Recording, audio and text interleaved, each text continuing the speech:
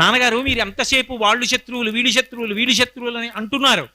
కానీ నేను ఒక్క మాట చెప్తాను, బాగా ఆలోచించండి. లోకములన్నీ గెలిచినాడవు, అన్నీ గెలిచాను, లోకాలు గెలిచాను, లోకాలు గెలిచాను అంటున్నారు నాన్నగారు.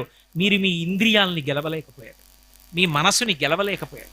అందుకే అది మీ చెప్పు చేతల్లో ఉండదు, దాని ఇష్టం వచ్చినట్టు తిరుగుతోంది. నాన్నగారు మీ ఇంద్రియాలని మీ మనసుని మీరు గెలవండి. మీరు చెప్పినట్టు మీ ఇంద్రియాలు వింటే, మీరు చెప్పినట్టు మీ మనసు వింటే, నాన్నగారు లోకంలో ఎక్కడా పనికి మాలిన వస్తువు అన్న మాట లేదు.